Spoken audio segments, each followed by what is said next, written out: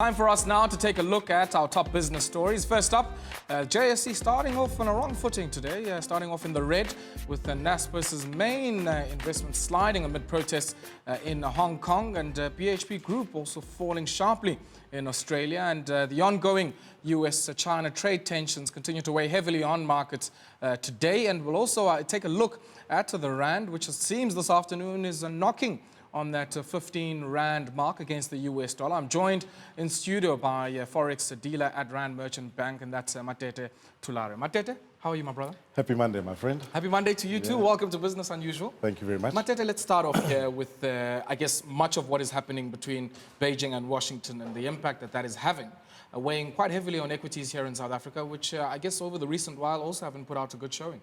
Yeah, look, it's quite interesting because over the past year, this has been the ongoing theme. Trade war has had huge ramifications on corporates, companies, consumers, everyone. And I think the big thing was last week, Donald Trump actually talking the fact that he will be, putting 10% additional tariffs on, call it 300 billion worth of Chinese exports. That's quite a significant number. And especially in the face of the fact that, just last week, we had high-level face-to-face negotiations between the US and China out in Shanghai, which is quite interesting that why he would pull the trigger now. But that said, the Chinese have also this morning retaliated. Yes. And the Chinese government has instructed their state-owned enterprises to suspend imports of US agricultural products. So this is a big theme. It's been ongoing, but I think just last week's announcement by Donald Trump caught everyone unaware, and hence you're seeing this risk-off mode that we're seeing in equities and FX markets. We're certainly seeing, of course, even a stock like, or I should say a commodity like gold, really rallying on the back, of course, of it being a safe haven where people in times of uncertainty and risk often go for that safe haven, which is gold. But let's take a look at the South African rand and the performance of our currency here. We're hovering around the 14 Rand 20, 14 Rand 40 mark throughout most of last week, and waking up this Monday, and we're now trading around 14 Rand and 92 cents, and if things continue, we might find ourselves clearing that 15 Rand threshold.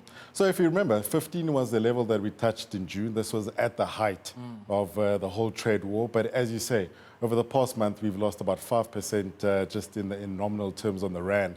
But if you look at our equity markets, year to date, the equity markets have lost about 39 billion Rands. Just on a month to date, bonds have also seen outflows of around 8 billion Rands. This is on the back of this trade war story. I think everyone is uncertain, and in terms of uncertainty, as you said, the gold price will obviously play a factor as a safe haven. Hence, you've seen gold prices also rally to around 1456 earlier this morning. So as I said, I mean, it's risk off at the moment. Uncertainty is prevailing, and it's just unfortunate that the Rand, because of its liquidity, we're the first to get hit in the whole emerging market space. Definitely. And just over the past month, as I've said, it's been pandemonium, and it's levels that we haven't seen in quite a long time. Now, a lot of people watching this at home might be asking themselves, what impact is this going to have on me sitting at home? And one of those direct impacts, which is set to kick into effect on Wednesday evening, is the fuel price increase, set to increase by 11 cents per litre. And if we look at how Brent crude oil prices have performed, they've been hovering around that $60 a barrel mark. It's now just over $61 a barrel. So the big driver of that increase is certainly not any rapid rises in the Brent crude oil price, but actually the weakness of the South African rand against the dollar.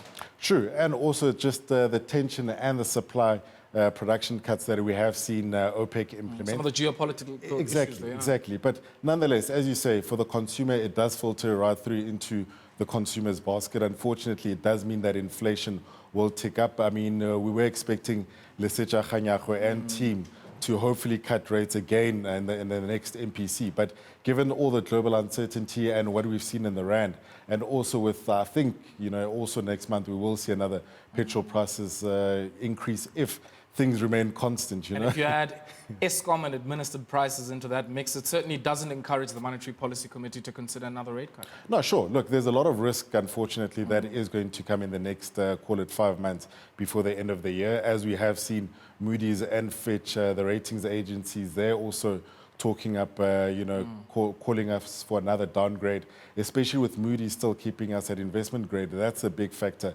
Markets are watching for that. If we do see any further issues with regards to the state-owned enterprises and further uncertainty in terms of policy, especially from local government and the new administration, I think it will have an impact, and I think Moody's will be, they will have to pull the trigger sooner rather than later, as they have been kicking the can down the road for some time now. And when we look at that, I mean, what kind of space does it create from a communications perspective, but even from a fiscal allocation perspective for the Minister of Finance, Dito Mboweni, as in the next few months or so we anticipate that medium-term budget policy statement?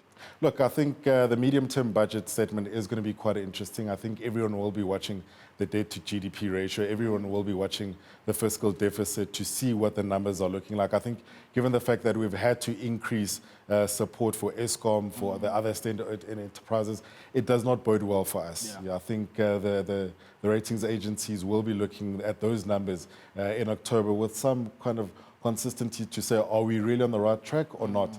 I think as we've seen also that we really need to cut down on expenditure. We really need to make sure that at least we have some sort of certainty. And also the investment drive at the moment looks like it's dried up a bit. So I think we also need to, as a country, start going out there and looking for further foreign direct investment. Okay. Let's pause there, Matete, and we'll come back on the other side of this, where we're going to be taking a look at the ferrochrome and the chrome ore production industry. We saw many of the minerals entities over the last few weeks or so either buying back shares or retiring some of their debt, or even paying quite generous dividends. And we ask ourselves whether or not this is the case in the production of ferrochrome and chromium ore. And we look at that and other top business stories after this break. Do stay with us.